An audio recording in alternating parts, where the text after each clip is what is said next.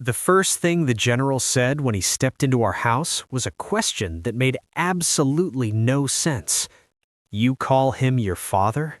His voice wasn't loud. In fact, it was almost quiet. But there was something in the way he asked it that made the room suddenly feel colder. I nodded slowly. "Yes, sir," I said. "That's my dad." For a moment, the four-star general didn't respond. He just stood there in the middle of our living room staring at the photograph on the wall, not just looking at it, studying it, like a man staring at something he thought he would never see again. Then he whispered something under his breath. "That's impossible." I turned to look at the picture too. It was the same photograph that had hung in our house for as long as I could remember. 6 Marines standing in desert camouflage somewhere in the Middle East. Dusty boots, rifles across their chests, and right in the middle of them, my father, 20 years younger, hard eyes, a face I barely recognized. The general slowly lowered himself into the chair beside the table. For the first time since arriving, he looked unsettled, and that was the moment I realized something was very wrong. Because men who wear 4 stars on their shoulders don't usually look nervous. But this one did. He kept staring at the photograph. Then he looked back at me and said something that made my stomach tighten. "Son, according to every military record in Washington," he paused, "your father died 20 years ago." The strange thing is, until that moment, I thought I knew everything about my father. To me, Frank Carter was just a quiet man who drove a school bus in a small town nobody outside our county had ever heard of.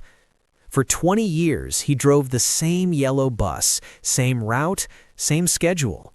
Every weekday morning at exactly 6:15, the front door would open and my dad would step outside wearing his brown work jacket and that faded blue cap with the small American flag stitched on the side. He always carried the same dented metal thermos filled with black coffee. Always. When I was younger, I used to watch him from the living room window. He'd walk down the gravel driveway toward the bus parked by the road, climb into the driver's seat, then give 2 short taps on the horn before pulling away. That was his way of saying goodbye. The whole town knew him. Parents trusted him with their kids. Kids trusted him with their secrets. You'd hear people say things at the grocery store like, "Frank Carter's the safest bus driver we've got," or "That man's got the patience of a saint." In 20 years, he never missed a stop, never had an accident, never even had a complaint filed against him. But if I'm being honest, there was always one small thing about my father that never quite made sense. The photograph. It hung in our living room above an old wooden cabinet. Black frame, a little faded with age. In the picture, my father looked younger, maybe 30. He stood in the middle of a group of Marines somewhere in the desert, all of them wearing desert camouflage uniforms, rifles slung over their shoulders, faces serious, dust everywhere.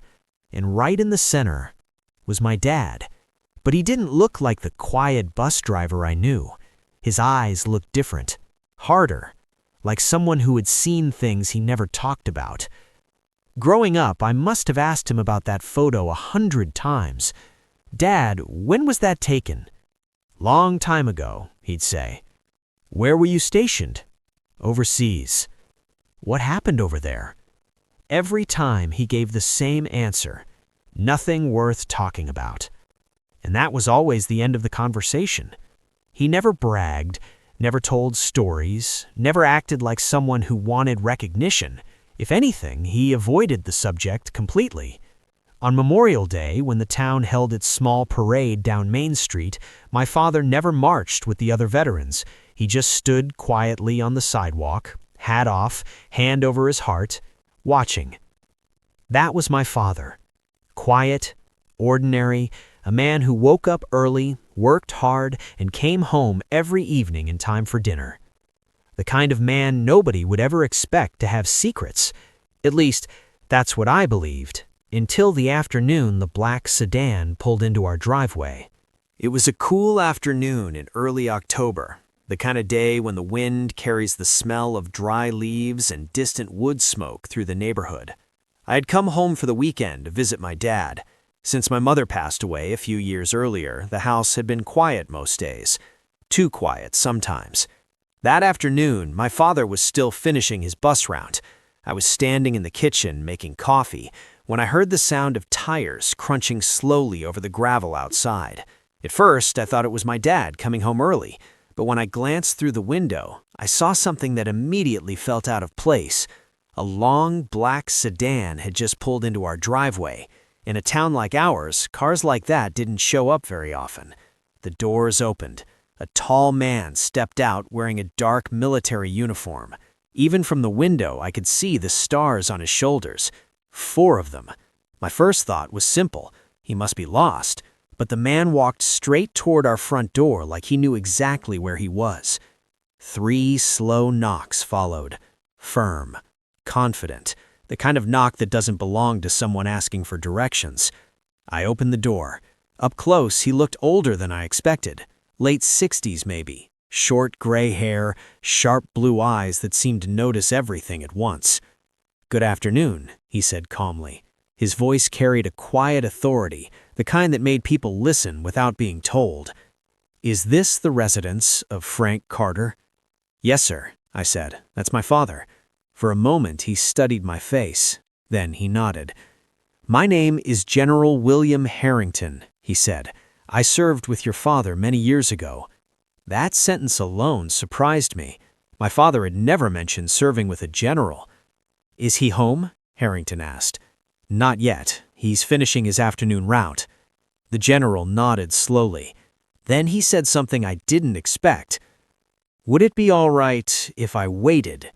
There was something serious in his tone. Not rude, not demanding, just important. So I stepped aside.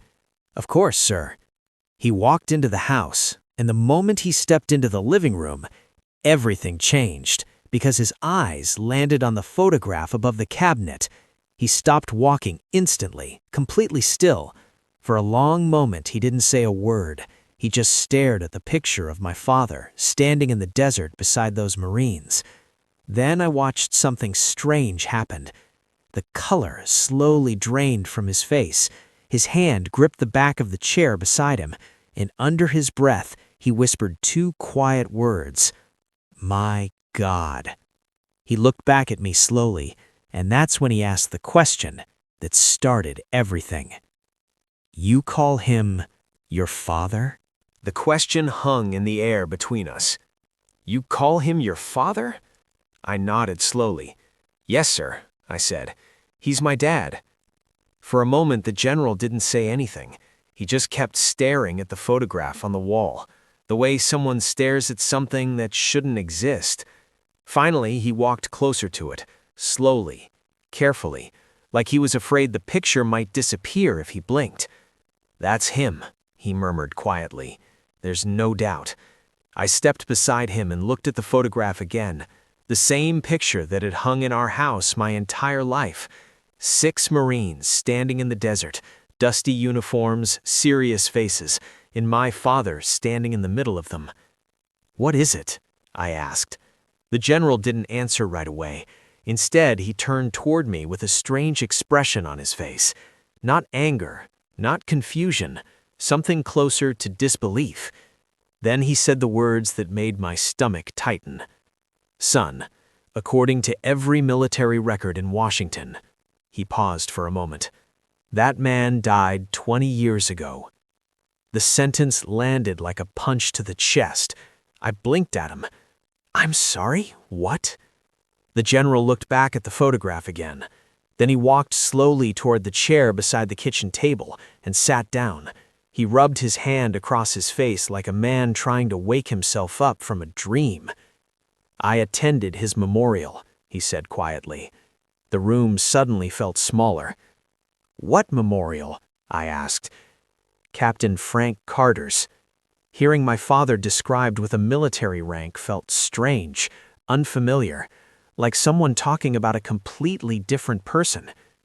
"But that's impossible," I said. "He's been living here for 20 years, driving a school bus, coaching Little League sometimes, helping neighbors fix fences." The general nodded slowly. "I can see that." Then he leaned forward slightly. "When did he leave the Marine Corps?" "I don't know," I said. "He never talks about it." The general gave a faint smile. "That sounds like Frank." For a moment he looked around the house, the worn couch, the small television, the faded carpet. A simple home. "Strange," he said quietly. "What is?" I asked. He looked at me again. "That a man like Frank Carter ended up living a quiet life like this." I felt something tighten in my chest. "What do you mean by that?" The general sat back in the chair. For the first time since arriving, his voice carried a hint of respect. "Your father wasn't just a Marine." He paused. "He was one of the finest reconnaissance officers I ever served with."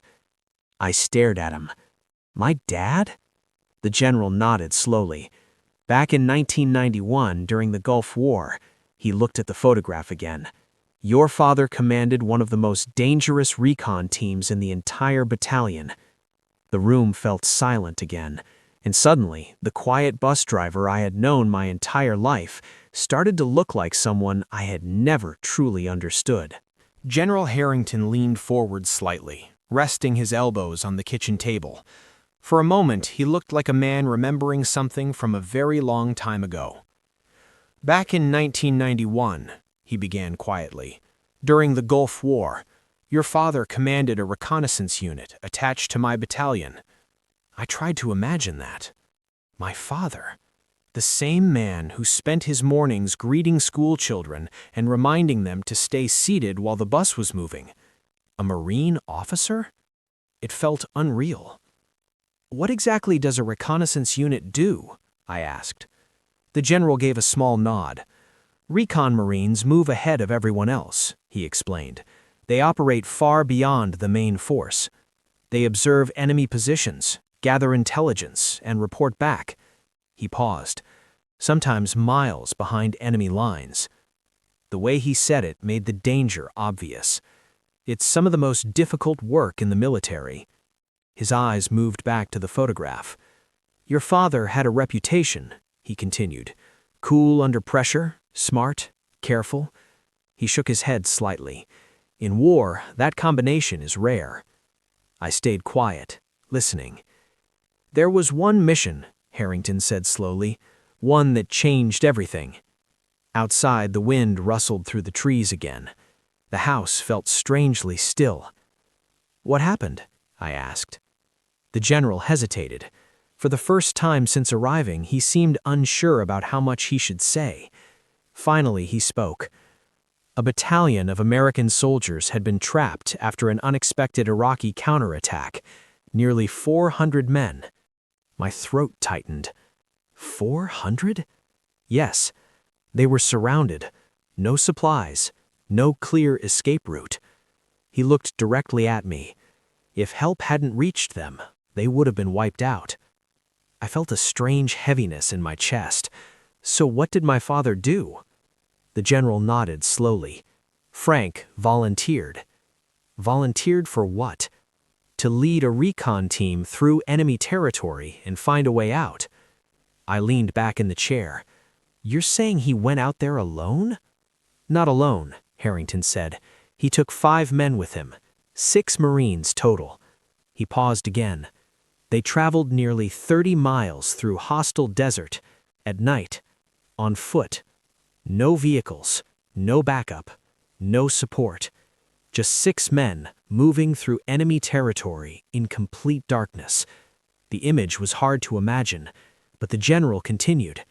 "They eventually located a gap in the Iraqi defensive line." His voice carried quiet respect now. "And before sunrise, your father guided those 400 trapped soldiers safely through it." The words hung in the room. 400 lives, saved by 6 Marines.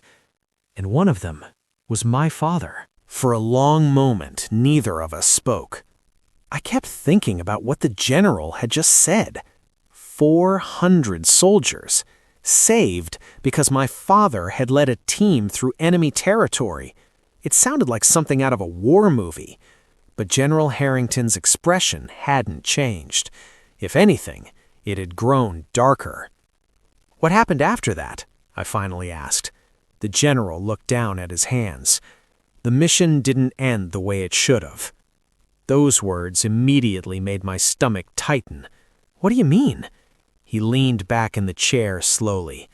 "After guiding the battalion through the escape route, Frank and his team were ordered to return to friendly lines." He paused. But before they could get back, something went wrong. "What kind of wrong?" The general hesitated before answering. "A firefight."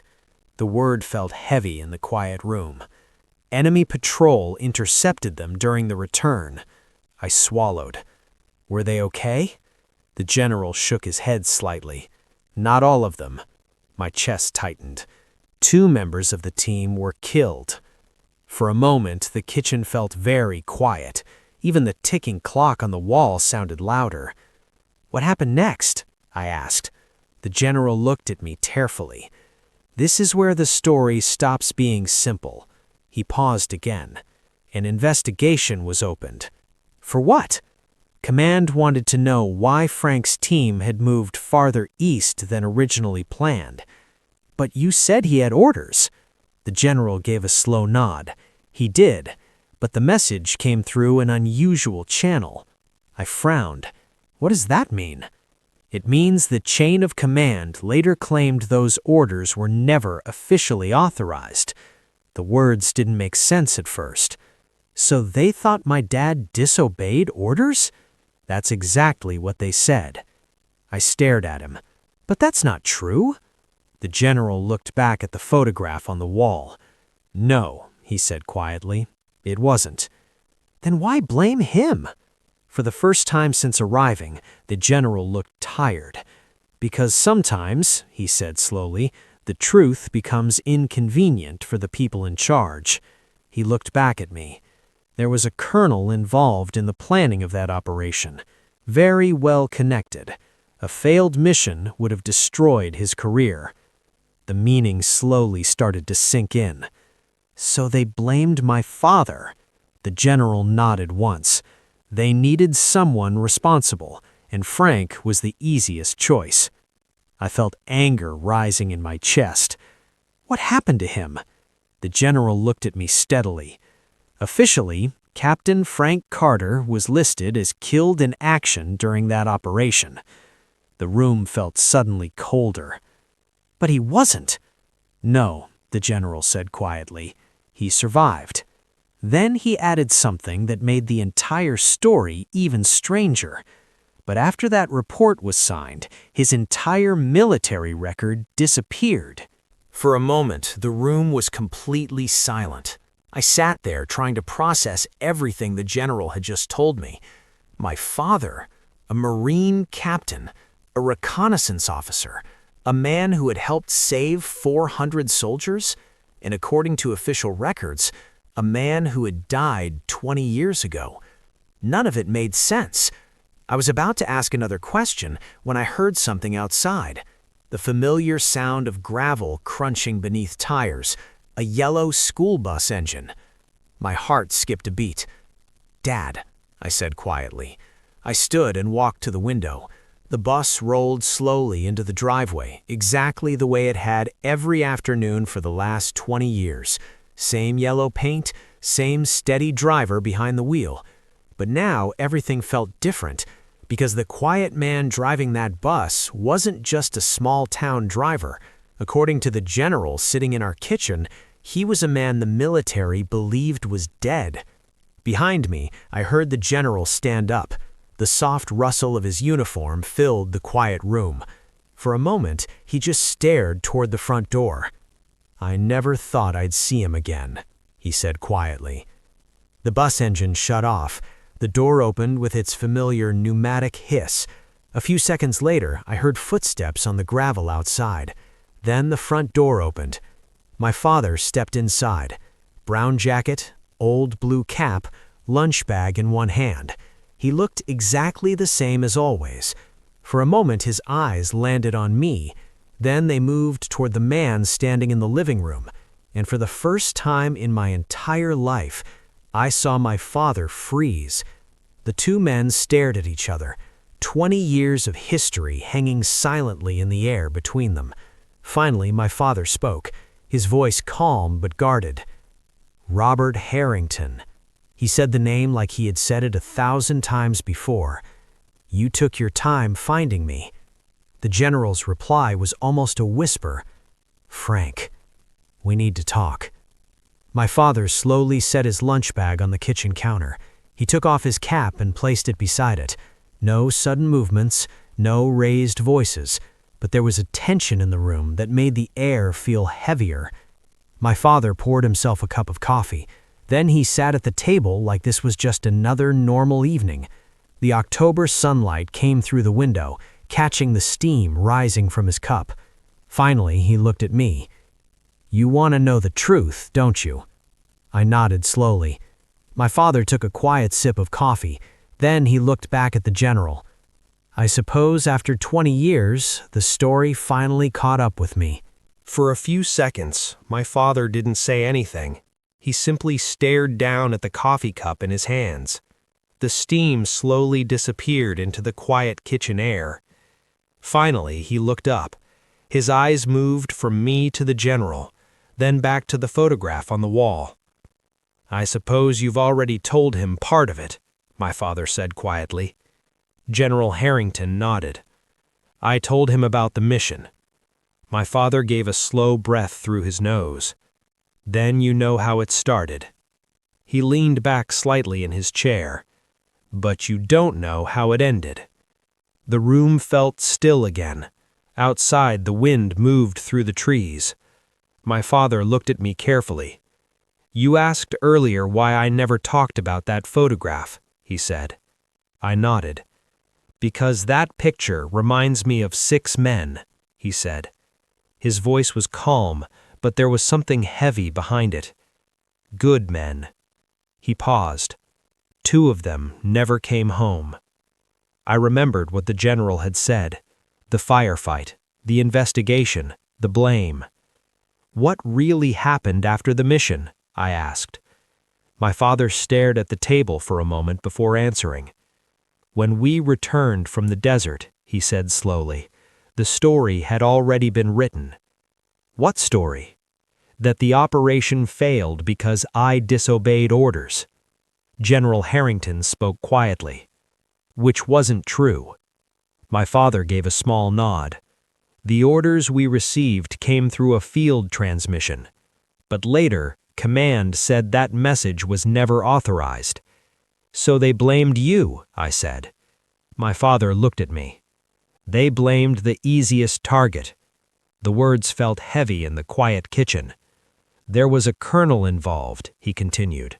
He had planned the operation. If the mission had been officially questioned, his career would have ended. So they needed someone responsible. And you took the blame? I asked. My father didn't answer immediately. Instead, he looked toward the photograph again. I had 2 men dead under my command, he said quietly. Young Marines who trusted me. His voice lowered slightly. I had already written letters to their families. The room felt heavier with every word.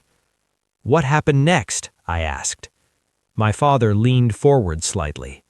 They offered me a choice. What kind of choice? General Harrington answered this time. A quiet exit. My father nodded. No court-martial. No public trial. No newspapers. He looked back at me. They sealed the records. They classified the mission. And officially, Captain Frank Carter was listed as killed in action. I felt the anger rising inside me. So they erased you. My father gave a small, tired smile. They erased the problem. And you just disappeared? I started over. He gestured slightly around the room.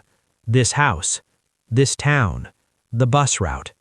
I figured maybe a quiet life was enough. For a moment, nobody spoke. Then General Harrington stood up slowly. "Frank," he said, "that's not why I came here." My father looked at him. "Then why are you here?" The general straightened his uniform. "Because the truth finally came out." He paused. "The investigation into that operation was reopened last year." My father didn't move. "And?" "The colonel who signed those reports admitted everything." The room felt completely silent.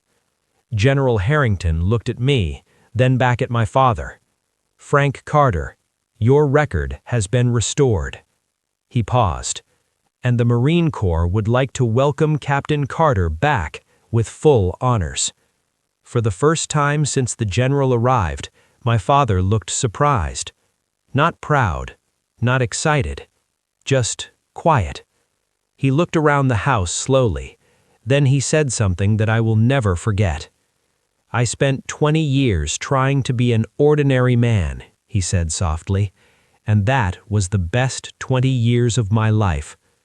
The general nodded with respect. "Maybe so, but the truth deserves to be remembered." My father looked at the photograph one last time. Then he gave a small nod. "All right. But tomorrow morning," he paused slightly, "I still have a bus route to drive."